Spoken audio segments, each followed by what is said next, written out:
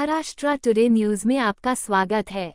शनिवार 28 सितंबर की शाम को मुंब्रा बाईपास पर हुई एक महत्वपूर्ण घटना में बदलापुर यौन शोषण कांड के मुख्य आरोपी अक्षय शिंदे का पुलिस एनकाउंटर हुआ। यह एनकाउंटर 5:30 से 6 बजे के बीच पुलिस वैन में हुआ, जिसे पुलिस ने आधिकारिक तौर पर पुष्टि की है।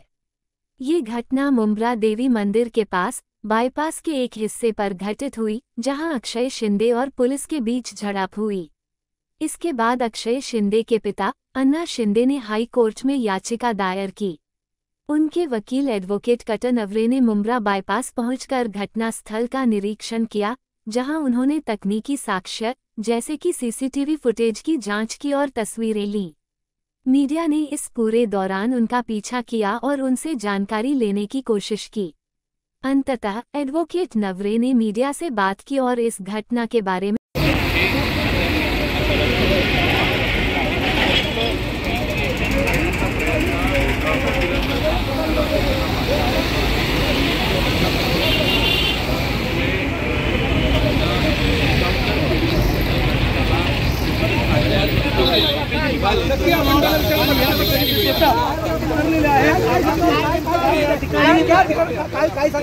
एकंदरीत जी वेळ आहे आता 6:30 वाजलेले आहे आणि पोलिसांच्या एफआयआर मध्ये 6 ते 6:15 पण तरीही काय तुमचं सांगण्याचा प्रयत्न आहे? काय तुमचा संशय समजून घ्या, आम्ही सत्य पण तरी 6:30 वाजलेले 1 तासामध्ये तुम्ही आलेला आहात, काय निष्पन्न होते? काय एकंदरीत या कालावधीमध्ये तुम्हाला काय काही सध्या तर नकारलेला आहे, त्यामुळे पोलिसांनी जो काही दिली आहे त्यांना हे करून द्या, बागेमध्ये जाऊ नका त्यानुसार बोलते का आहे त्या ठिकाणी आरोपी यांना इतका जवळच अधिकारी त्यांना आवडलं का नाही आणि आता त्या ठिकाणी कोर्ट असेल या विरोधकांनी त्या ठिकाणी पाहायला गेलं तर आम्ही करत आहे मुंब्रा देवी हे देऊळ आहे आणि या मुंब्रा देवी या बायपास ठिकाणी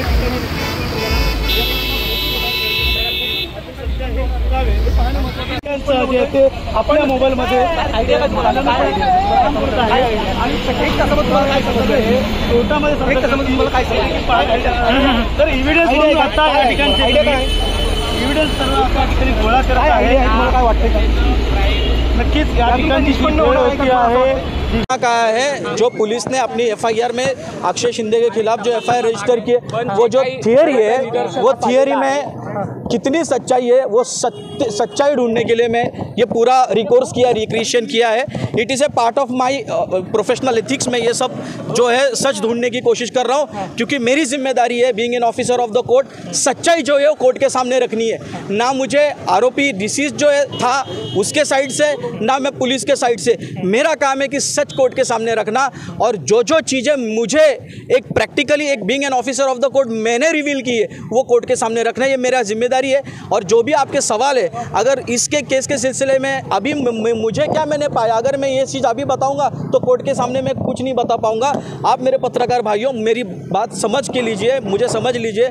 मैं देख रहा हूँ आप लोग कंटिन्यूसली हमारे पीछे है, आपका काम कर रहे हो, मैं अपना काम कर रहा हूँ। हम दोनों मिलकर के इसको सच्चाई को बाहर निकालने की कोशिश करेंगे तो बेटर रहेगा। 100%